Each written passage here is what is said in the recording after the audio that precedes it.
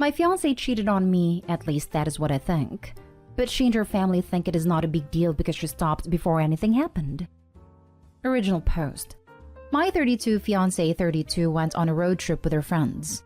I know all the friends she went with, and I'm pretty good friends with some of them. While on this road trip, she called me just to let me know everything was fine, and that she and her friends would go to a club. The next day in the morning, my fiancé's friend Stephanie called me and told me she saw my fiancé go upstairs with a guy. According to her, she had been to this club before and there is a hookup spot upstairs.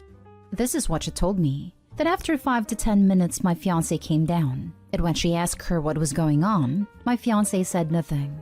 So she got suspicious and went upstairs and saw the guy absolutely wasted. After this call, I called my fiancé to ask her about this. She told me she was drunk and messed up, but nothing happened and she got out of the situation as soon as she realized what was happening. To me, it categorizes as cheating. And on that phone call, I told her I was breaking up with her. I didn't really listen to her after this and hung up. The same day but later, her family came over because my fiancé called them and explained her side of the story to them. They acknowledged that what she did was messed up, but since she stopped, this is salvageable and I should not throw away 10 years like that. The only reason I'm thinking about it is that they were genuinely comforting, aware, and not at all intimidating. Stephanie called me at night again and told me that my fiancé is extremely mad at her and trying to get her kicked out of the group for being a snitch. I think Steph did me a solid here, and I'm grateful to her. Even though she's her friend first, she told me. Right now, I don't know if I should dump her or not. The point where she took everything seems like cheating to me. The act itself is just an artifact, and the things leading up to it are just as important. I know for a fact that I cannot trust her. Even if there is some trust left, it is not enough to be engaged to her, let alone getting married to her in January of next year. She messaged me saying that I'm making it a bigger deal than it is, and that I should be grateful that she's this aware even when drunk to not cheat on me. But getting drunk is a freaking choice, and I will not really take it as an excuse. She is on her way back, and I don't know if I should just end it or try to work it out. Any advice? Now for the top advice before reading the update. Now for the advice. She wasn't going to tell you. Her friend did you a solid. And now she's mad at her friend because there is probably more that no one knows but her. I'm sure she told her family that PG story. Based on what your friend told you, your fiancé went up those stairs with full intentions of doing something. If your friend went up after your fiancé came down, and the guy was passed out, your fiancé didn't stop it. The guy's inability to stay conscious stopped it. This exactly. The only reason she stopped is because the guy is passed out, not because she was aware even when drunk. Why do you guys even think she stopped? She came down 5 to 10 minutes later. Despite how dudes brag, that's pretty par the course of how long it usually lasts. Multiple red flags here, OP. 1. Going somewhere with the intent of hooking up/intimacy is cheating. Not even physically going. Texting is considered cheating for a reason, so her logic is extremely flawed. 2. She gaslights you, not how healthy relationships work. 3. She intended to sleep with a guy who was completely wasted, aka unable to consent. Since she was aware enough to leave, she was aware enough to consent and to know that the other person cannot. Predatory vibes. Of course, her family will try to do damage control. Don't fall for it and end it. You deserve better. Also, getting mad at her friend for snitching is a red flag. When you mess up, you should be thankful to have friends who hold you accountable. Stephanie's your friend too. She did you a solid. Turn tail and run. Don't fall for the sunk cost fallacy. You'll survive after leaving a 10-year relationship. Judging from your explanation of the club, I'd assume your soon-to-be ex has been there before, if she knew the layout, and that upstairs is for hookups. This might not be the first time she cheated, but the first time she was caught. Good luck. You know what you must do. And now for the update. If you are wondering, yes, I have free time. I'm on sick leave for my job. Getting to the point. I did a lot of thinking last night. Even though I made a post, it was more to validate what I already did. Maybe because I was scared to be breaking off a long-term relationship. After thinking about it and the events that happened afterward, I feel like I'm making the best choice for myself. I talked to both my ex-fiancé and Steph, and it solidified my initial response of breaking up. This morning when I and my ex were on the phone, she was convinced that I was being unreasonable, and my motive was to ruin her road trip. This tone persisted throughout the conversation. I still listened to her and she admitted she messed up, but it was not her fault. She just got drunk too much, so I can't really be mad at her. She also repeated that she stopped it even when drunk, so she's actually very faithful. When I asked her about the dude at his date, she never answered me. She also really didn't answer when I asked her what she was doing with someone who was passed out. In my mind, she being unable to answer these fact-based questions means she didn't get her story straight and think it all the way through. Last time when we spoke, she told me we can talk about it in detail when she comes back, which did indicate to me she was trying to fix it.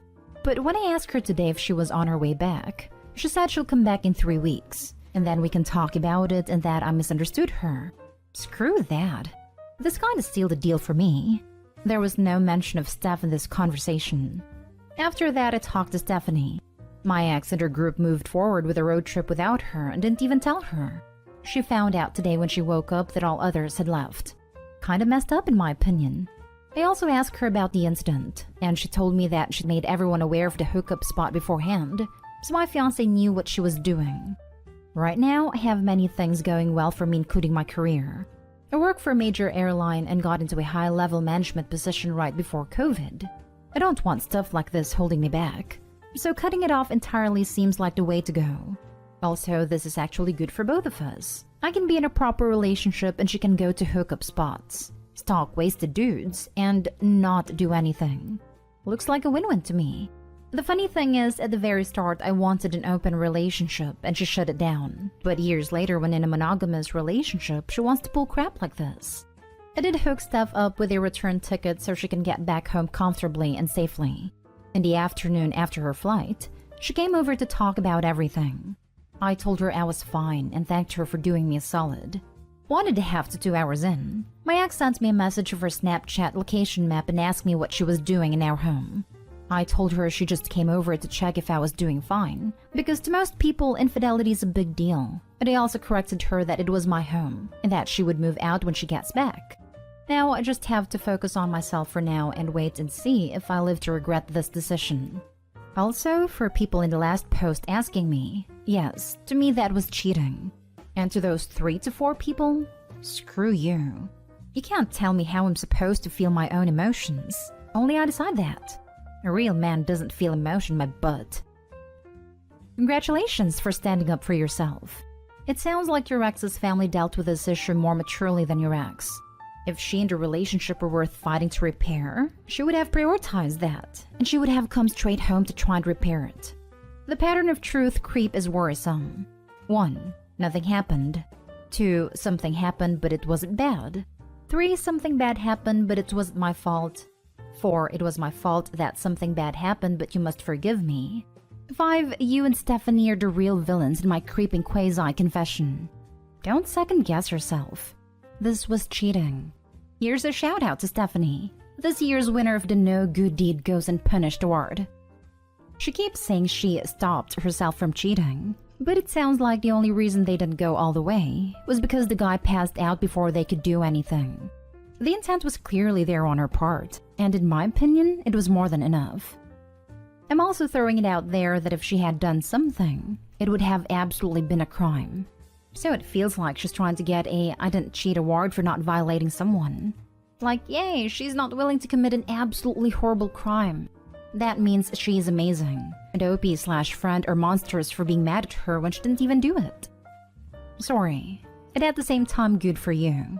Just make sure you pack her things in garbage plastic bags and drop them at her parents' house. Make sure you change the lock. This mess ain't over for her. I need to give her notice at least 14 days. After that, she is her parents' problem. Perfect timing. Just in time for her to return from her road trip.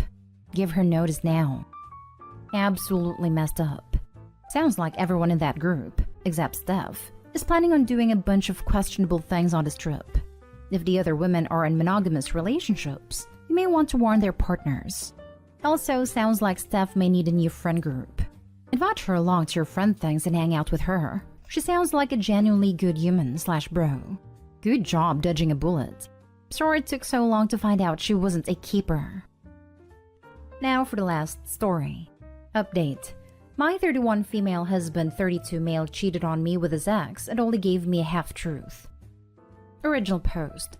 In mid-February, my 31 female husband, 32 male of 8 years, went away on a camping trip with his friends, one of which was his ex-girlfriend from college.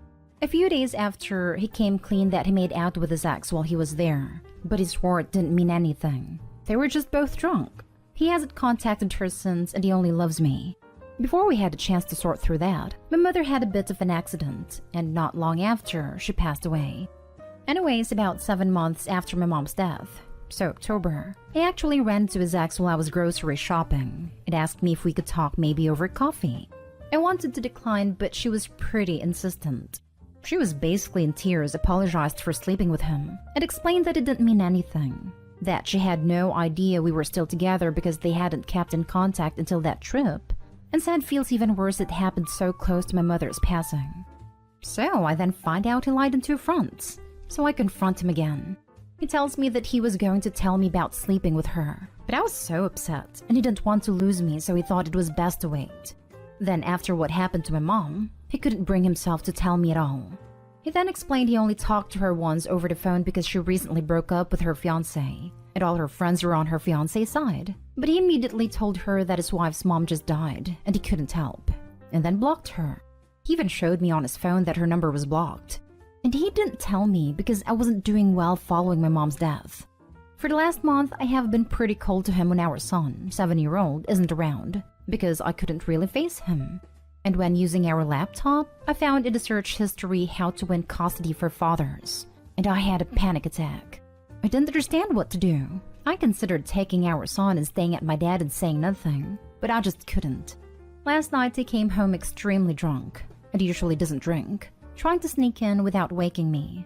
But when I caught him, I figured it may be best to question him now because he probably couldn't lie. He just got a few drinks with work friends after, which I don't doubt.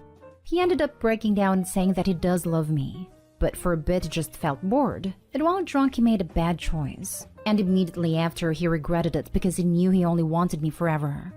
I then asked about the custody thing, and hastily explained he thought I was going to leave him because of how I have been acting, and that he had no plans of ending our marriage, because he would wait as long as it took for me to forgive him. This morning he tried to apologize for last night, but I said it was okay. Just don't drink so much again. Now he is at work and I really feel like I should forgive him, but I don't know if I am being naive. Other than this one thing, he has been an amazing husband for 8 years, and I do love him even if I have been pissed with him right now. Should I forgive him? Now for the top advice before reading the update. The fact that the affair partner showed you more honesty instead of someone who swore to love and value you for the rest of your life should be enough to tell you where this relationship stands. I wish you love and peace. You deserve better than this. I'm hearing lots of explanations and excuses, but not really much by way of, here's how I plan to earn your trust back, or here's how I'll keep this from ever happening again. I'm seeing lots of pretty words, but very little action, OP. Beware. Yeah, the last night I came home extremely drunk, but really makes me wary. If I cheated on my partner while drunk and was trying to redeem myself, I would cut that nonsense out for good. But this guy just sweeps it under the rug with a lie, and then is back to business as usual? Nah. That's true. I'll have to discuss this with him because if he seriously has no plans to actually fix things in the future, why should I be the only one trying to fix this? Thanks for the insight. He hasn't owned up to what he did. He used the things you were going through as an excuse. If he was truly sorry, he would have owned up to it all at once.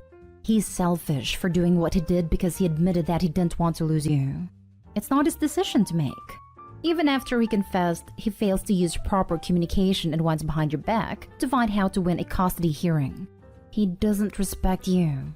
If someone is bored in the marriage, then tell them, or find ways to spice it back up. Cheating shouldn't be a solution. I agree. He probably should have confessed it all at once. And the fact that he kept that lie is something I should probably weigh more heavily, because he did selfishly take my choice. I could maybe understand looking into how to win custody, because I do know at the very least he loves our son. But you are 100% right, he should have discussed all this with me. Thanks for the comment. And now for the update. So the night I wrote that post, I decided to talk with my husband again. I asked what are we going to do to restore trust, and I suggested marriage counseling. He told me that would be a waste of time and money. He said it was a single mistake and that he doesn't need counseling for that and I'll get over it in time. I told him I had trouble feeling close to him like I once did and that I had a hard time trusting him, so I didn't think we did need it. He just said that he has been trying his best to be nice about this, but has been nothing but good to me for 8 years, so he's done trying to make me feel better.